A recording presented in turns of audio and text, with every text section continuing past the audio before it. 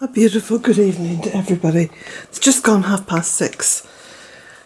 Now, my camera's charged up and I'm going to make a little video. I'm just going to do one long, what do they call it now? A raw video shoot. I think I must have invented the raw video shoot because that's all I've ever done until recently.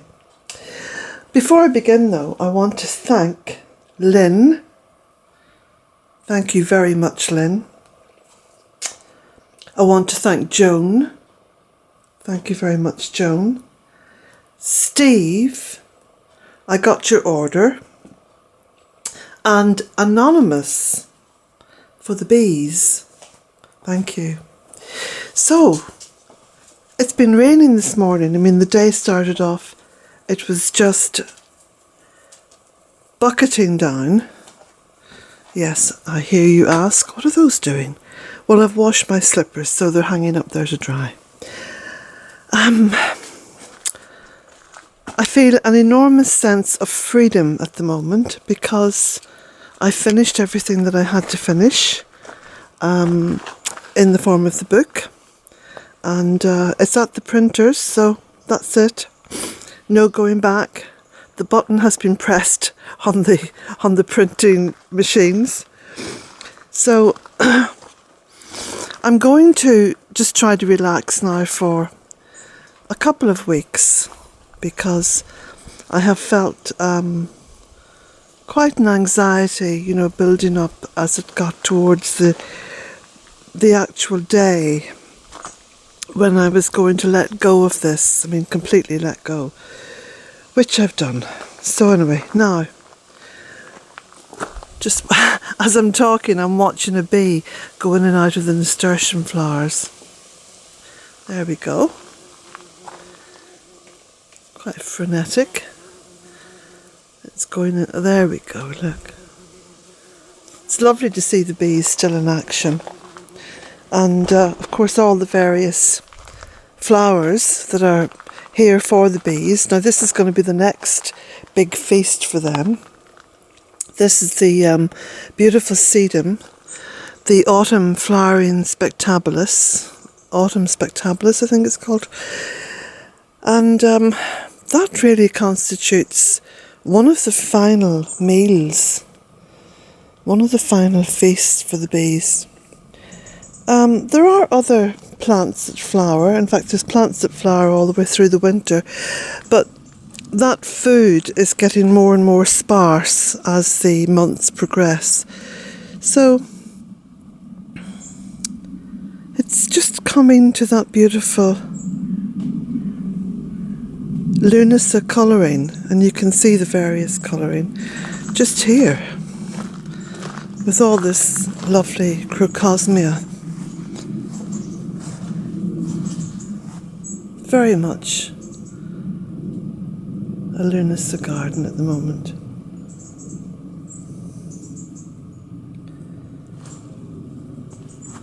And this, and growing through it, of course, is the wonderful sticky, brilliant in teas. Let me just pull this out. I normally just pull it off. This has got seeds on it. It pulls out fairly easily. And I roll it up into like a little ball. There we go.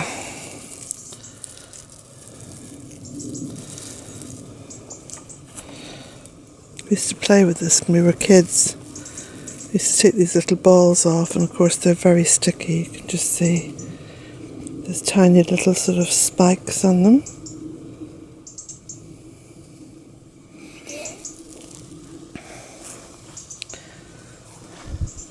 Just going to throw that in there. It grows quite a lot just in this area, which is perfect.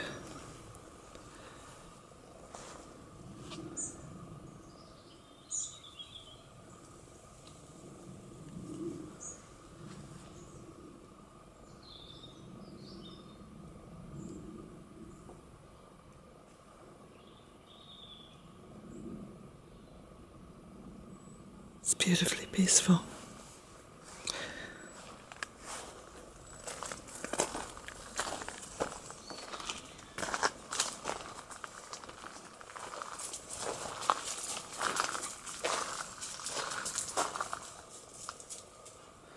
I think we'll go down this way.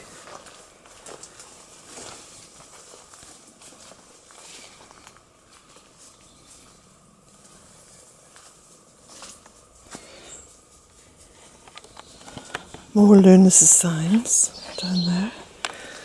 These little mushrooms, like little bowls.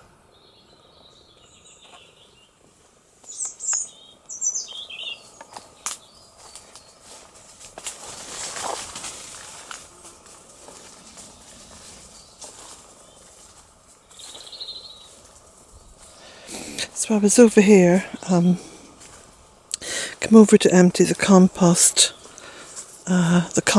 bins. Well, I had one to empty. And before I could come through, I had to cut back. So again, this is the classic chop and drop. So this is what goes to make up a woodland floor. It seems to fast forward the actions that the woodland would naturally take. That kind of slow, natural drop.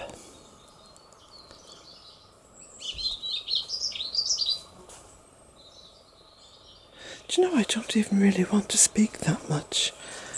I feel so relaxed just to be out here and just like Jack, just watching. He's watching something down there in the fairy wood.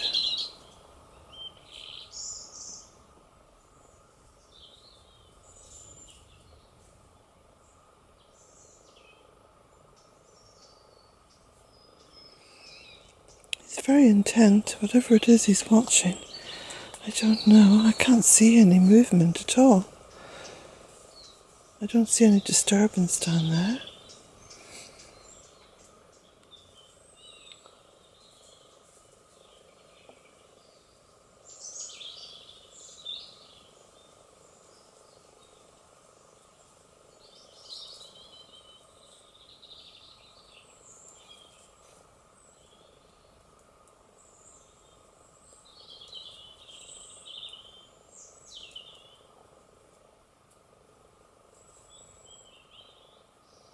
See, dogs don't possess that kind of fear that humans do. Humans don't like to see anything out of the ordinary. Fear stops us from seeing. Jack is able to look into other worlds, parallel worlds. He's probably watching the she move around.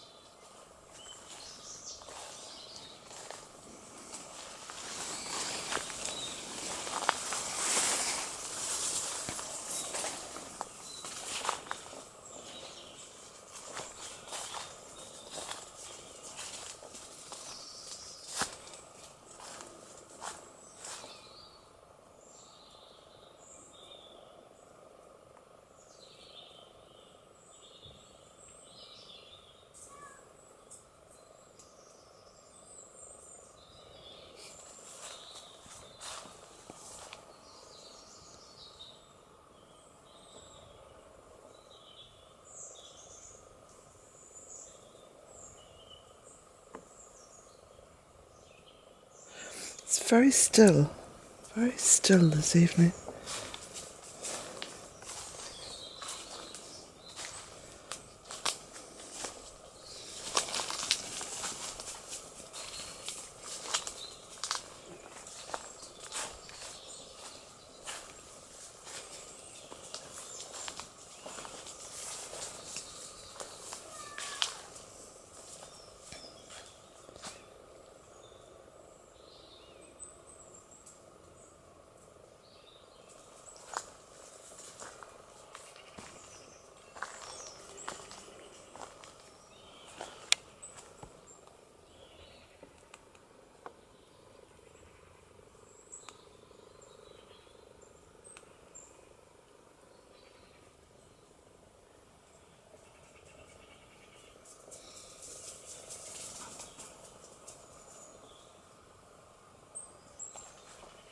Go on then.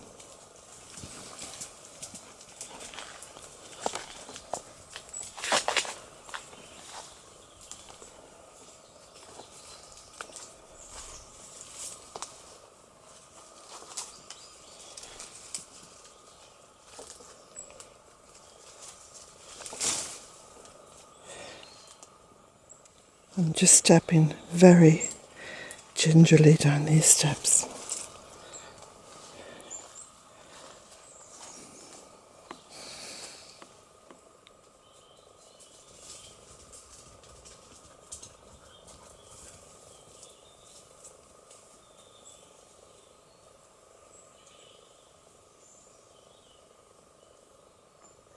He's looking into the fairy wood again.